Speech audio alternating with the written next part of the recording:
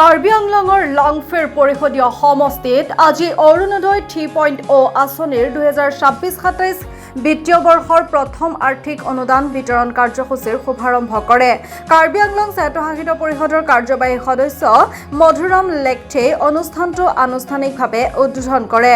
অনুষ্ঠানত বহু সংখ্যক অৰুণোদয় হিতাধিকাৰী আৰু স্থানীয় ৰাইজ উপস্থিত থাকে। অনুষ্ঠানত ভাষণ প্ৰদান কৰি মধুৰাম লেকথে কয় যে ৰাজ্য চৰকাৰৰ অৰুণোদয় 3.0 আঁচনিয়ে দৰিদ্ৰ পৰিয়ালসমূহক আৰ্থিক সুৰক্ষা প্ৰদান কৰাৰ লগতে মহিলাসকলৰ সামাজিক আৰু আৰ্থিক ক্ষমতায়ন নিশ্চিত কৰাত গুৰুত্বপূৰ্ণ ভূমিকা পালন কৰি আহিছে।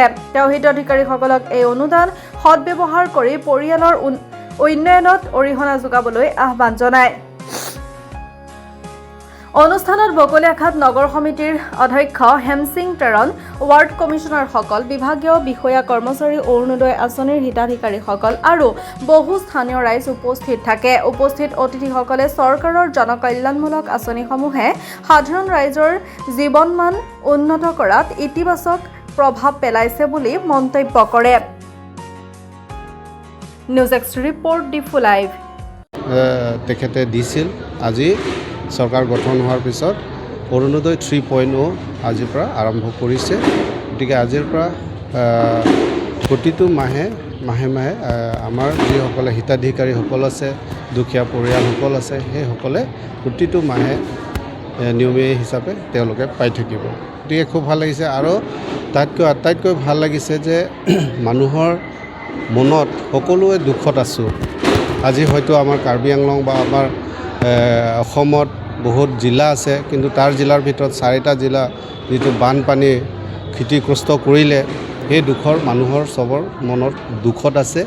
তাৰ মাজতে মাননীয় মুখ্যমন্ত্ৰী মহোদয়ে ইমান ধুনীয়া এটা চিন্তা কৰিছে। প্ৰতিটো পৰিয়ালে যিসকলে অৰুণোদয় হিতাধিকাৰী, এই অৰুণোদয় হিতাধিকাৰীসকলৰ নামেৰে তেওঁ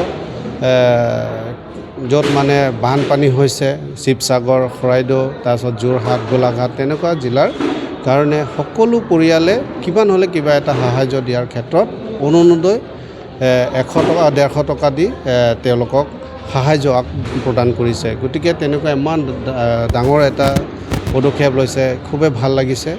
আৰু আমি কোনেও ক'ব নোৱাৰিম যে মই কিবা এটা দিব পৰা নাই, তেনেকুৱা কোনো মন মানে দুখ বেদনা তেনেকুৱা নহ'ব। গতিকে আৰু বহুত মানুহে এই মনৰ ভাৱ আছে যে মই কিবা এটা দিব পাৰিম নেকি, এই য'ত মানে বানপানী হৈছে, বানপানী যিসকলে ক্ষতিগ্ৰস্ত হৈছে, সেই পৰিয়ালসকলৰ কাৰণে মোৰ ফালৰ পৰা কিবা এটা দিব পাৰিম নেকি, সকলোৱে চিন্তা কৰিছে। কিন্তু তাৰ ভিতৰতে আমাৰ মাননীয় মুখ্যমন্ত্ৰী মহোদয়ে তেনেকুৱা পদক্ষেপ লোৱাৰ কাৰণে আমি সকলোৱে তেখেতক আমি ধন্যবাদ জ্ঞাপন কৰিছোঁ। আমি বকলীয়া ৰাইজেও যোৱা কিছুদিনৰ আগতে ইয়াৰ বিপুল বৰাকে ধৰি আমাৰ ইয়াৰ বাসী সন্থা সকলোৱে লগ লাগি আমাৰ বকলীয়া অঞ্চলৰ দোকানদাৰো যিমান আছে, প্ৰতিটো ঘৰ মানুহবিলাকে কিবা নহ'লে কিবা এটা সাহাৰ্য প্ৰদান কৰি তালৈ শিৱসাগৰলৈ গৈ যোৱাকালি আহি পৰিছে। গতিকে সেইখিনি খুবেই ভাল কথা। আৰু আমি তেনেকুৱা মানুহে মানুহৰ বাবে যিটো ভূপেনদেৱ যিখিনি গান দি ৰাইজৰ কাৰণে যিটো জ্ঞান দি গৈছে, সেই জ্ঞানেৰে আমি সকলোৱে অনুভৱ কৰিব লাগে। গতিকে আমি সকলোৱে মানুহে মানুহৰ কাৰণে কাম কৰি যাব লাগে। কিন্তু মই সকলোকে অনুৰোধ জনাইছোঁ, যিসকলে মৃত্যু হৈছে, সেই মৃত্যুৰ আত্মাৰ যাতে শান্তি হওক, সেইটো আমি 1 মিনিট আমি শ্ৰদ্ধাঞ্জলি নিবেদন কৰিছোঁ। আমি সকলোৱে আজি উপস্থিত যিমান ৰাইজ আহিছে আৰু আমি সকলোৱে একত্ৰিত হৈ আমি শ্ৰদ্ধা নিবেদন কৰিছোঁ। গতিকে সেইখিনি আছে।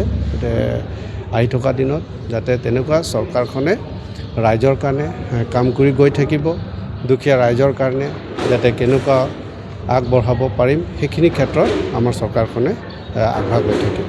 ধন্যবাদ।